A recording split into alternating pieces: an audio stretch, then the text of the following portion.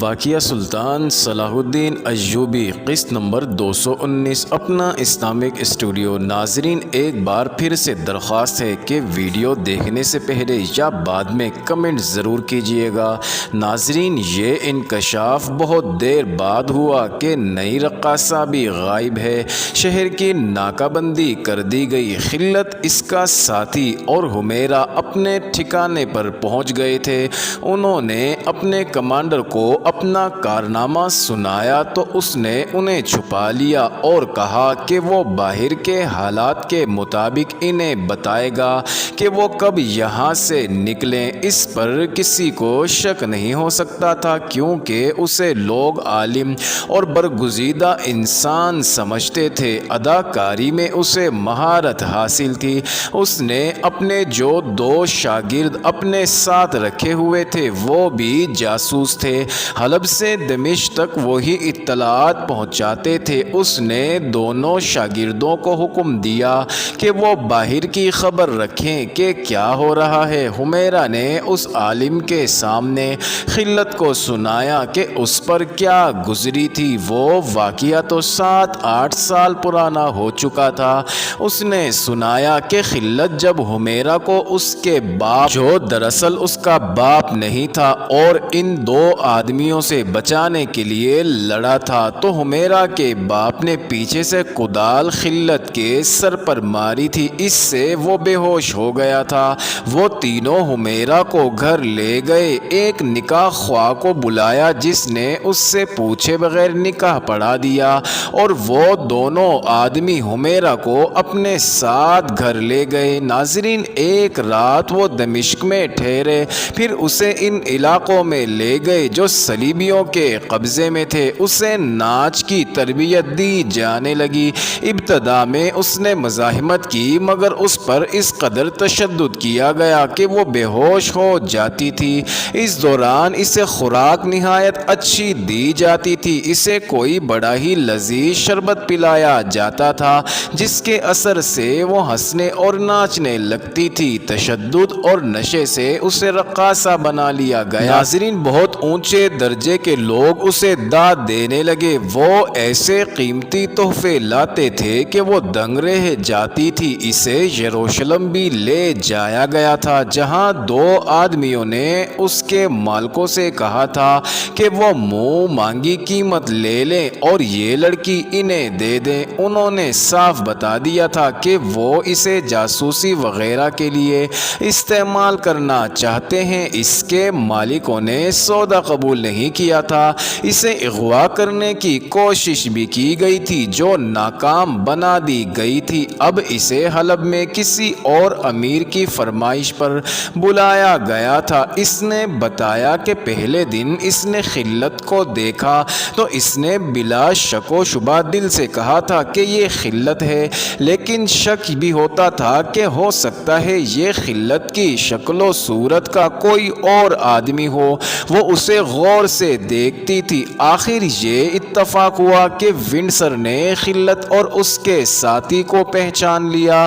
Windsor نے اپنی لڑکی کو بلایا تو حمیرہ بھی اس کے ساتھ چلی گئی۔ خلت نے جب اپنے متعلق چند ایک باتیں بتائیں تو حمیرہ کے شکوک رفع ہو گئے۔ اس نے کہا، میں اس ذلیل زندگی کی عادی ہو گئی تھی۔ میرے دل میں جذبات مر گئے تھے۔ میں ایک پتھر کی طرح ادھر ادھر لڑکتی پھر رہی تھی، لیکن خلت کو دیکھا تو میرے سارے جذبات زندہ ہو گئے۔ مجھے یقین نہیں تھا کہ یہ خلت ہی ہے، مگر اس کی صورت نے مجھے وہ وقت یاد دلا دیا جب میرے دل میں اس کی محبت تھی اور اس کے بچوں کی ماں بننے کی خواہش میں میں نے فیصلہ کر لیا تھا کہ کسی وقت اس سے پوچھوں گی کہ تم خلت ہو۔ اگر یہ خلت نکلا تو اسے کہوں گی کہ آؤ بھاگ چلیں اور صحرا کے خانہ بدوشوں کی طرح زندگی بسر کریں گے۔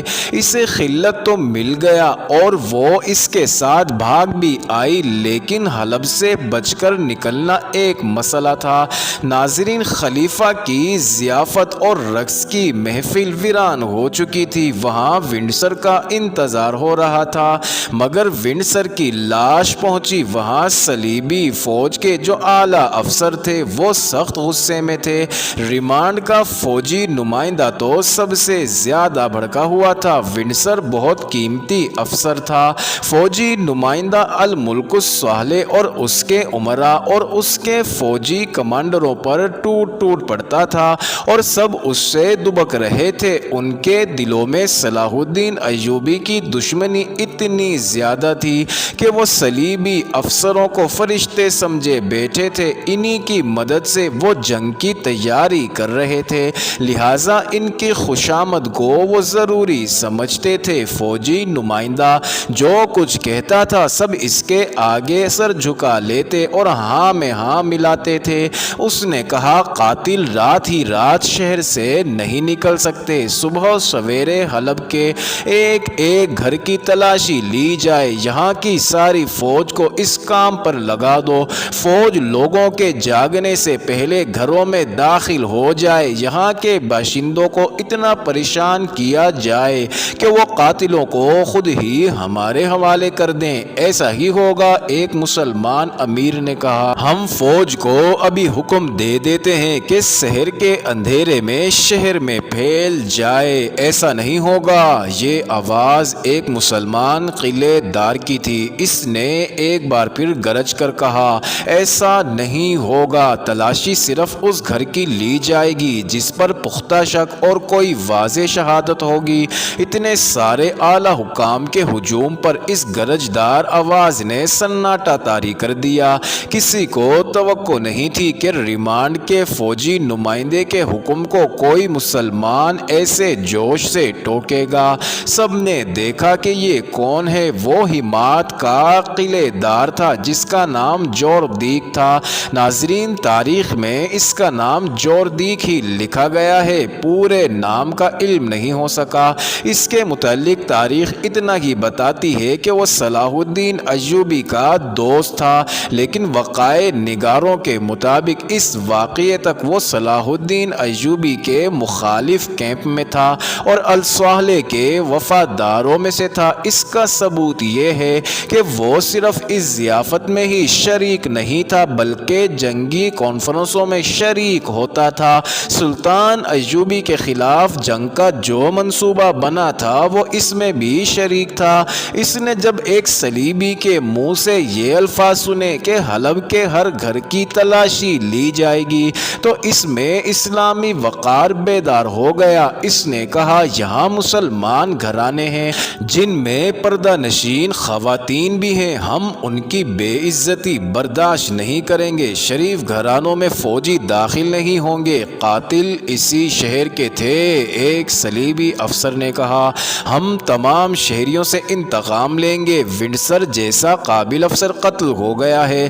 ہمیں کسی کی عزت اور کسی کے پردے کی پرواہ نہیں، اور مجھے تمہارے ایک افسر کی قتل کی پرواہ نہیں۔ جوردیک نے قہر سے کانپتی ہوئی آواز میں کہا۔ جوردیک، خاموش رہو۔ نو عمر اور ناتجربے کار سلطان نے حکم کے لہجے میں کہا، یہ لوگ اتنی دور سے ہماری مدد کے لیے آئے ہیں، کیا تم مہمان نوازی کے آداب سے ناواقف ہو؟ احسان فراموش نہ بنو، ہمیں قاتل کو پکڑنا ہے۔ خلیفہ کی تائید میں کئی آوازیں سنائی دیں۔ میں صلاح الدین ایوبی کے خلاف ہو سکتا ہوں اور ہوں بھی، جوردیک نے کہا، لیکن اپنی قوم کے خلاف نہیں ہو سکتا۔ محترم سلطان، اگر آپ نے شہریوں کو پریشان کیا تو سب آپ کے خلاف ہو جائیں گے۔ آپ صلاح الدین ایوبی کے خلاف جو محاذ بنا رہے ہیں وہ کمزور ہو جائے گا۔ ہم نے قوم کی کبھی پرواہ نہیں کی، ریمانڈ کے فوجی نمائندے نے کہا۔ ہم قاتلوں کو ڈھونڈیں گے، وہ کسی گھر میں ہوں گے، ہم انہیں باہر نکال لیں گے۔ یہ قتل صلاح الدین ایوبی نے کرایا ہے۔ معزز ناظرین، انٹرسٹنگ ویڈیو جاری ہے، اگلی ویڈیو کس نمبر 220 میں دیکھنا مت بھولیے گا۔